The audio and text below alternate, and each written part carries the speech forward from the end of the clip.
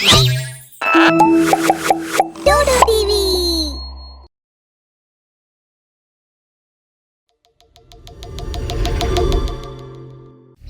बद्री चाचा, आपकी दुकान में से रात को अजीब सी आवाजें आती हैं।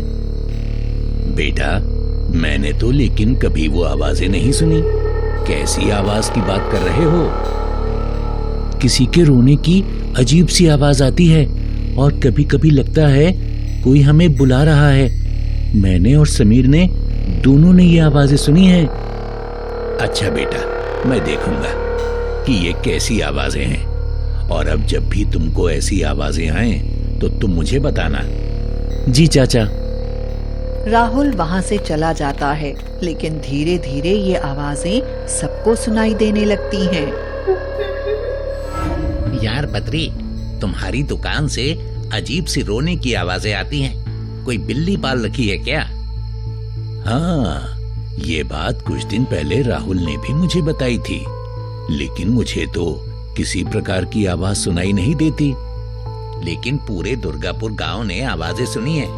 कई लोग तो डर के कारण तुम्हारी दुकान के आसपास रात को जाते तक नहीं। मुझे लगा तुमने कोई जानवर पाला है रखवाली के लिए। नहीं श्याम, लेकिन ये चिंता वाली बात है। आज रात को मैं दुकान में ही रुकूंगा। जैसा तुमको ठीक लगे। चाहो तो मैं भी तुम्हारे साथ रुक जाऊंगा। बहुत दिन से हम दोनों दोस्तों ने गपशप नहीं की। बातें करेंगे। ये तो बहुत ही अच्छी बात है। हम आज दुकान पर ही रुकेंगे। दोनों दुकान पर ही रुकते हैं और बहुत देर तक बातें करते हैं। और बात करते करते दोनों की आंख लग जाती है और रात को 3 बजे अचानक से रोने की आवाज आती है, तो दोनों की नींद अचानक खुलती है। श्याम, ये कैसी आवाज थी? हाँ, ऐसी ही आवाज रोज आती है। दोनों दुकान में देखते हैं कि आवाज कहाँ से आ रही है। फिर उनकी नजर एक तिजोरी पर पड़ती है। तिजोरी में से धीरे धीरे एक आवाज आ रही होती है, बद्री, बद्री। ये तिजोरी कैसी है? इसमें से ही आवाज आ रही है। ये तिजोरी पुरानी हवेली से मिली है। मुझे ये बहुत अच्छी लगी थी, तो मैंने सोचा मैं इसको रंग रोगन करवा लूंगा और अपने पास रखूंगा। लेकिन इसमें से तो आवाजें आ रही हैं। लेकिन ये कैसी आवाजें हैं? तुम बात करने की कोशिश करो इस आवाज से, शायद कुछ पता चल पाए। हाँ श्याम, कौन है आप? लेकिन तिजोरी से कोई आवाज नहीं आती और अचानक से बहुत तेज रोने की आवाज आती है। आवाज इतनी तेज होती है कि पूरा गांव इकट्ठा हो जाता है। अरे क्या हुआ? इतनी तेज रोने की आवाज कहाँ से आई? अरे कुछ नहीं, 2 बिल्लियों की लड़ाई हो रही थी, उन्हीं की आवाज थी। क्या चाचा, इतने दिनों से बिल्लियों ने डरा कर रखा था। ये तो होता रहता है। अब आप लोग जाकर सो जाइए। सब वहां से चले जाते हैं। फिर श्याम बद्री को कहता है, पास के गांव में एक बाबा हैं, वो हमें बता सकते हैं कि बात क्या है। श्याम, तो हम सुबह चलते हैं बाबा के पास और उनको सारी बात बताते हैं। हाँ बद्री, हम सुबह होते ही निकल जाएंगे। सुबह होते ही बद्री और श्याम बाबा के पास जाते हैं और उन्हें सारी बात बताते हैं। मुझे उस जगह जाकर देखना होगा।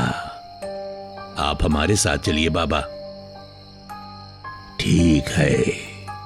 बाबा बद्री और श्याम के साथ दुर्गापुर जाते हैं और बद्री की दुकान पर जैसे ही कदम रखते हैं, उनके कानों में बहुत तेज रोने की आवाज आती है। ये तिजोरी कहाँ से लाए हो? पुरानी हवेली से। ये क्या किया तुमने? एक बात तो बताओ, इस तिजोरी के आने के बाद तुमको कोई नुकसान तो नहीं हुआ? नहीं बाबा, बल्कि मेरी ये कबाड़ी की दुकान और अच्छी चलने लगी है। इसका मतलब इसे तुमसे कोई परेशानी नहीं है। लेकिन बाबा, इस तिजोरी में है क्या? इस तिजोरी में चुड़ैल है। पुरानी हवेली में ये कबाड़ में पड़ी थी। इसे कबाड़ वाली चुड़ैल कहा जाता था। इसका रहस्य कोई नहीं जानता। जब ये हवेली में थी तो वहां भी रोने की आवाजें आती थी, लेकिन इसने तुमको नुकसान नहीं पहुंचाया। मतलब ये तुमसे कुछ और चाहती है। क्या चाहती है बाबा? ये इस तिजोरी के अंदर कैद है। इससे हमें पूछना पड़ेगा। उसके लिए हमें एक पूजा करनी होगी, जिससे कुछ देर के लिए इसे हम इस तिजोरी से बाहर लाएंगे, जिससे ये हमें नुकसान नहीं पहुंचा पाएगी। ठीक है बाबा, आप बताइए कि पूजा के लिए आपको क्या क्या चाहिए। बाबा बद्री और श्याम को कुछ चीजें बताते हैं और दोनों पूजा के लिए सारी चीजें बाबा को लाकर देते हैं। ये पूजा हम रात को 12 बजे से 3 बजे तक करेंगे। जी बाबा। अब रात का समय भी हो जाता है और पूजा शुरू हो जाती है। जैसे जैसे पूजा होती है, कबाड़ी वाली चुड़ैल का रोना तेज पर तेज होने लगता है। गांव वाले इकट्ठे हो जाते हैं। अरे ये कैसी आवाज है बद्री भैया? मैं बाद में सब बताऊंगा, अभी आप लोग मेरा साथ दें। हाँ भैया, आप चिंता ना करें। क्या बात है? तुम कुछ कहना चाहती हो तो बोलो। मुझे इस तिजोरी से आजादी चाहिए। मेरा इस तिजोरी में दम घुटता है। लेकिन तुम इस तिजोरी में आई कैसे? मैं पुरानी हवेली में नौकरी करती थी, लेकिन मैं जादू टोना भी करती थी। एक दिन मालिक ने मुझे ऐसा करते देख लिया और मुझे एक तांत्रिक से कहकर छोटा सा बनाकर इस तिजोरी में रख दिया। तब से आज तक मैं इस तिजोरी में कैद हूँ और मुझे कबाड़ी वाली चुड़ैल कहा जाने लगा। अगर हमने तुमको आजाद किया तो तुम फिर से लोगों को परेशान करोगी? नहीं, मैं ऐसा कुछ नहीं करूँगी। मेरे कर्मों की सजा मुझे मिल चुकी है। ठीक है, लेकिन मैं तुमको पूर्णिमा वाली रात को आजाद करूंगा। आज अमावस्या है। जैसा आप। लेकिन तब तक तुम रो रो कर किसी को परेशान नहीं करोगी। नहीं परेशान करूंगी बाबा। बाबा बाहर आते हैं और बद्री और गांव वालों को सारी बात बताते हैं। लेकिन बाबा, हम इसे आजाद करवाकर कोई मुसीबत न सर ले लें। हम इसे आजाद नहीं करवाएंगे तो ये वैसे भी पूर्णिमा के दूसरे दिन आजाद हो जाएगी और उसके बाद ये बहुत शक्तियों के साथ आजाद होगी। हर तरफ तबाही मचा देगी। क्या मतलब बाबा? जिसने इसको इस तिजोरी में कैद किया था, उसको इसे कैद करने की पूर्ण विधि नहीं पता थी। उसने कुछ समय के लिए ही इसे कैद किया और अब ये बाहर आने वाली है। लेकिन मैं अपनी पूजा से इसको फिर से जीवित करके बाहर लाऊंगा। फिर ये एक साधारण इंसान होगी। फिर ये किसी को परेशान तो नहीं करेगी ना? नहीं, फिर ये किसी को परेशान नहीं कर पाएगी। लेकिन तब तक ये नींबू तुमको तिजोरी के सामने रखना है, जिससे ये रो ना पाए। ये चुड़ैल रो रो कर बहुत शक्तियां इकट्ठा कर रही है। आप हमें बचा लीजिए बाबा। आप सब चिंता ना करें, सब ठीक ही होगा। इतना कहकर बाबा चले जाते हैं और पूजा की तैयारी में लग जाते हैं। लेकिन उनके जाते ही कबाड़ी वाली चुड़ैल फिर रोने लगती है। बद्री, तिजोरी के सामने नींबू रखो। बद्री तिजोरी के सामने जैसे ही नींबू रखता है, चुड़ैल चुप हो जाती है। लेकिन धीरे धीरे नींबू लाल होने लगता है और जब पूरा नींबू लाल हो जाता है तो चुड़ैल फिर रोने लगती है। श्याम, ये क्या हो रहा है? लगता है बाबा के पास जाना पड़ेगा। हाँ, बद्री और श्याम बाबा के पास जाते हैं और उनको सारी बात बताते हैं। मुझे लगा था ऐसा ही होगा।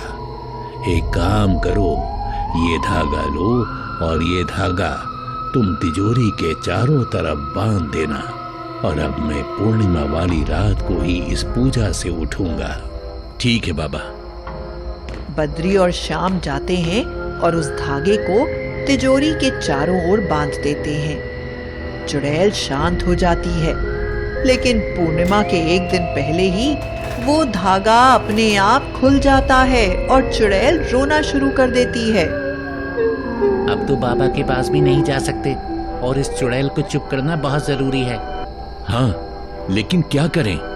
इतने में राहुल कहता है, बद्री चाचा, बाबा ने आपको नींबू दिए थे ना? हाँ। तो कितने नींबू बाकी हैं अभी? हाँ, 12 नींबू। तो वो नींबू आज और कल तक चुड़ैल को चुप कर सकते हैं, फिर बाबा आ ही जाएंगे। बात तो ठीक है। अब बद्री वो नींबू तिजोरी के सामने रखता जाता है और चुड़ैल नींबू रखते ही शांत हो जाती है। और अब पूर्णिमा वाली रात भी आ जाती है। पूर्णिमा वाली रात को बाबा पूजा शुरू करते हैं। ओम सिम ओम क्रीम श्रीम चामुंडाय विजय। ओम सिम ओम क्रीम क्रीम चामुंडाय विजय। ओम त्र्यंबकम यजामहे। और उस चुड़ैल को तिजोरी से बाहर लाते हैं। पूजा के बाद उस चुड़ैल को इंसान बनाते हैं। मैं कौन हूँ और आप लोग कौन हो? तुम्हारा नाम शांति है और तुम बेहोशी की हालत में हमें मिली थी। मुझे कुछ याद नहीं। आपको मेरा नाम कैसे पता? तुम्हारे हाथ पर लिखा है। कोई बात नहीं, तुम इस गांव में रह सकती हो। गांव वाले समझ जाते हैं कि चुड़ैल को उसकी पिछली जिंदगी के बारे में नहीं बताना है और चुड़ैल को शांति के रूप में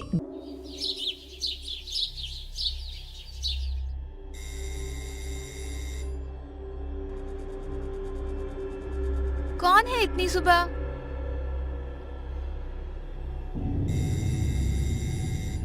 आ रही हूँ बाबा। दिव्या ने दरवाजा खोला तो अचानक एक साए ने उसका हाथ खींचा और उसे अपने साथ लेकर उड़ गई।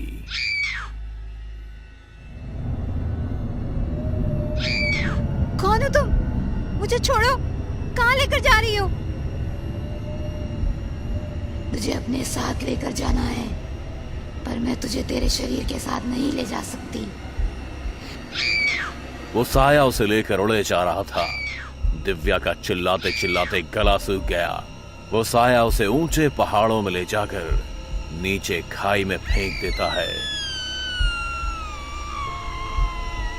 बचाओ, बचाओ।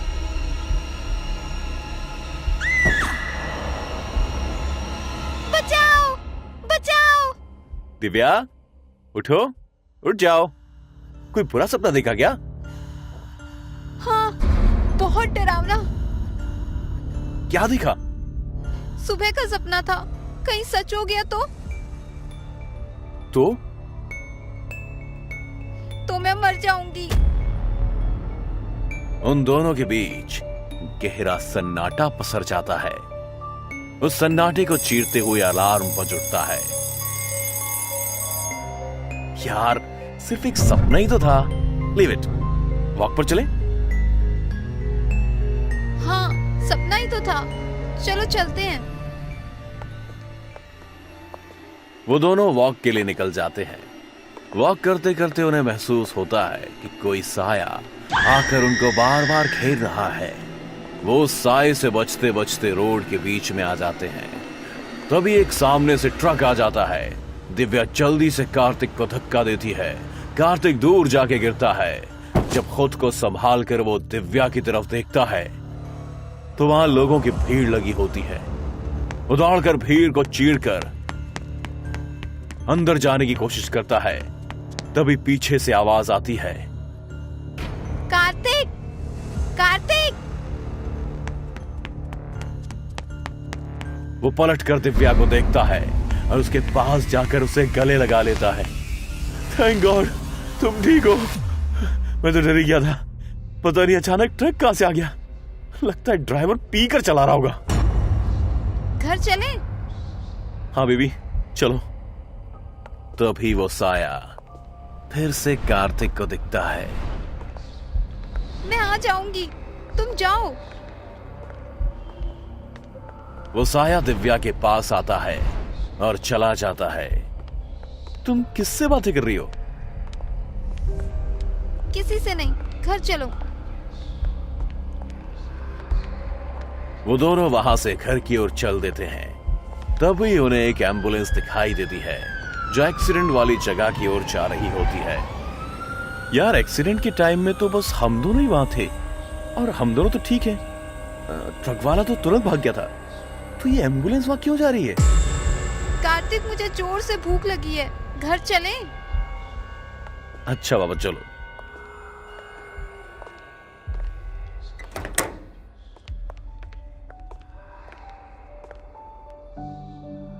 क्या खाओगी नाश्ते में?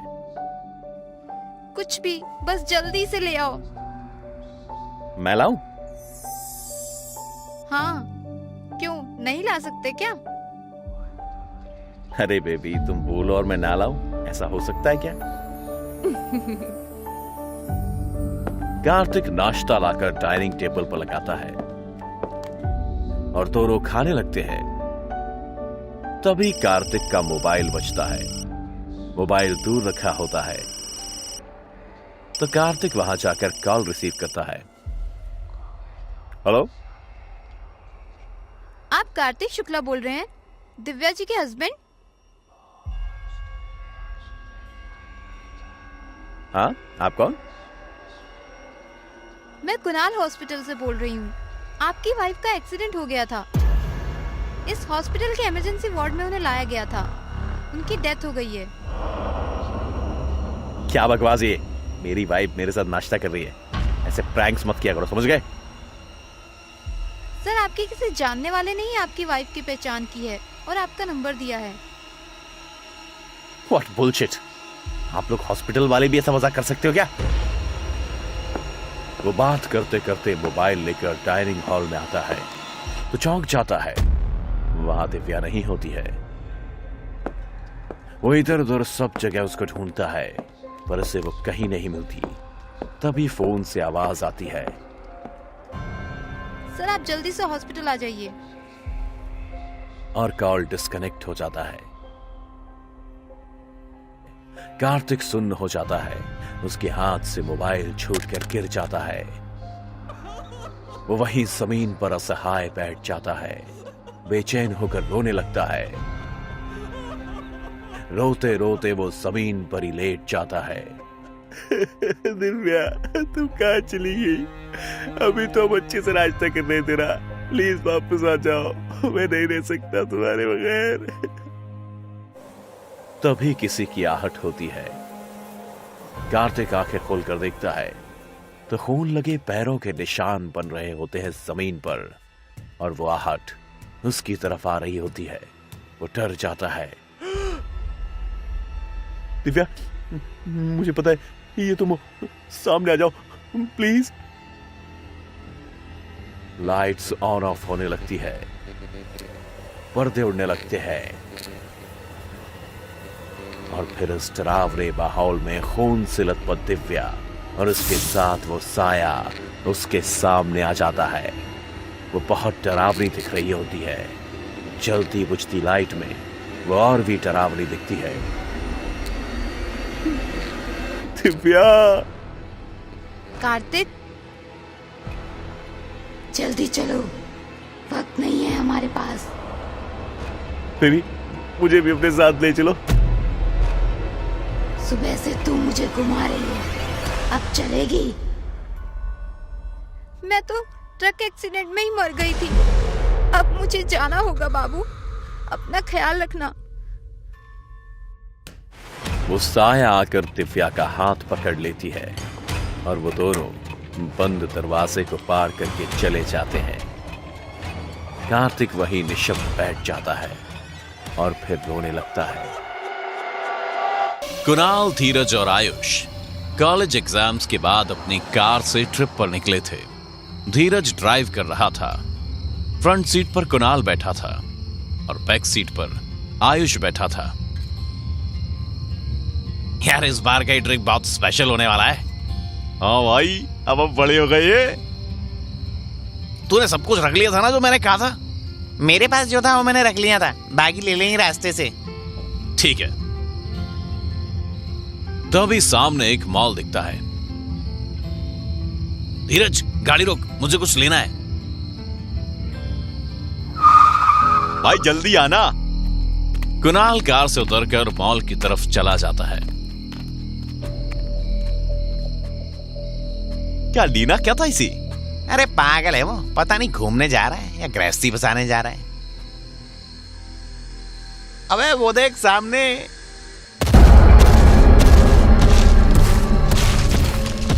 वो क्या है? लग तो कोई खम्मा रहा है। खम्मा चलने कब से लगा भाई? ऊपर देख, लगता है सायरन लगी हैं। हो सकता है कि यहाँ के लोग कोई फंक्शन कर रहे हो और कोई और रीजन से सायरन ले जा रहे हो। हाँ हो तो सकता है।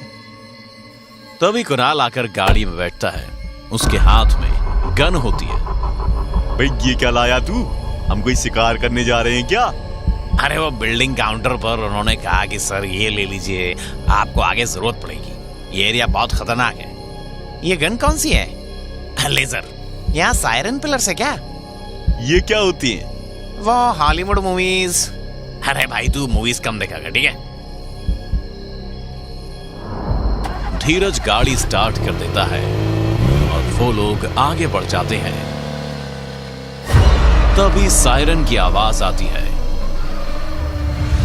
लगता है आसपास कोई फैक्ट्री है, पर ये आवाज थोड़ी अलग है भाई। ना तो एम्बुलेंस जैसी है ना पुलिस जैसी। इंडस्ट्री वाली भी अलग होती है, ये कौन सी है? तभी धीरज झटके से गाड़ी रोक देता है। उन्हें जोर का झटका लगता है। वो लोग नजरें उठाकर देखते हैं तो उनके सामने दो लंबी लंबी टांगे होती हैं जो पतले पिलर्स जैसी दिखती हैं। ये क्या बोला है? चुप हो जा भाई। उसी वक्त सामने एक कुत्ता दौड़ते हुए रोड के इस पार से उस पार जाता है। वो दोनों टांगे भी उस कुत्ते के पीछे चल देती हैं। उसे देखकर इन लोगों का बुरा हाल हो जाता है और उसके जाते ही चैन की सांस लेते हैं। ये क्या था भाई? हम वापस चले क्या? हाँ यार, चलो वापस। वो मॉल वालों की बातों से मुझे डर लग रहा था।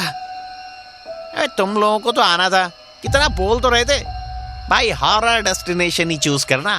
तो फिर अभी से डरने लगे? अरे यार, अरे ट्रेलर इतना डरावना था तो आगे पूरी फिल्म कैसी होगी?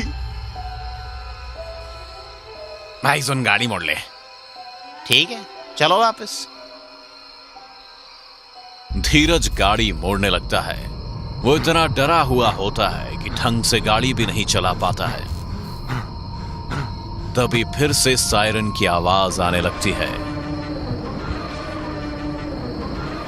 और उनके गाड़ी के मुड़ते ही फिर से वही टांगे नजर आती हैं उन लोगों को।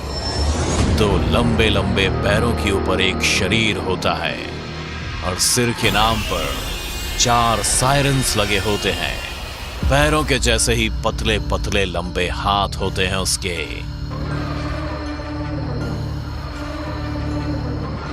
वो इनकी कार को हाथ में उठाकर खिलौने की तरह ऊपर नीचे करने लगता है। कार के दरवाजे खोल देता है और जैसे ही ऊपर नीचे करता है ये लोग नीचे जमीन पर गिर जाते हैं। ऊपर से गिरने के कारण चोट तो लगती है,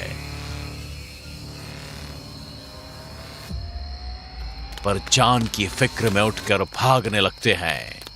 आयुष के ऊपर लेजर गन गिरती है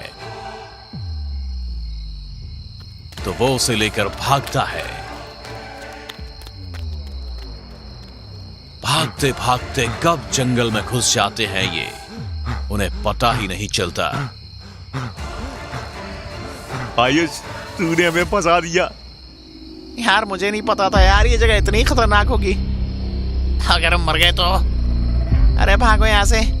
अगर वो आया तो लेजर गन से हम उसे मार देंगे। फिर से वही सायरन की आवाज आने लगती है। जंगल के पेड़ों के बीच फिर वही टांगें लोगों को दिखने लगती हैं। ये लोग पत्थरों की आड़ में छुप जाते हैं।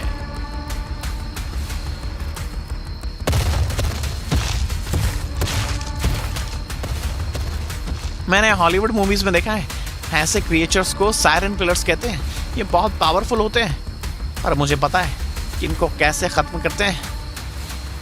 यार तुझे जो करना है वो कर, पर आज हम लोगों की जान बचा ले प्लीज। तुम लोग चुप रहना। अगर वो इधर आए तो सब अलग अलग भागना। अब मैं गोली चला रहा हूं, ठीक है? Okay bro. इधर सायरन पिलर पूरे जंगल में लोगों को ढूंढ रहा होता है और अचानक उनके पास आ जाता है।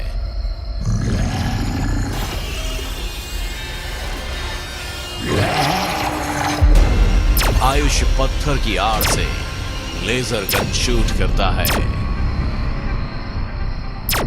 सायरन हेड का एक सायरन फट जाता है।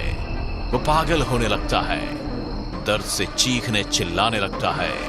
उसके चीखने से सायरन की आवाज इतनी तेज हो जाती है कि इन लोगों के कान फटने लगते हैं। इन लोगों को वो पागलों की तरह ढूंढने लगता है। जिधर से गोली चल रही होती है उधर वो जाता है। ये तीनों भाग ही रहे होते हैं कि वो अपने बाएं हाथ में तीनों को उठा लेता है। आयुष लगातार लेजर गन चलाने लगता है। उसके तीनों सायरन्स को टारगेट करता है। उसका निशाना बिल्कुल सही लगता है।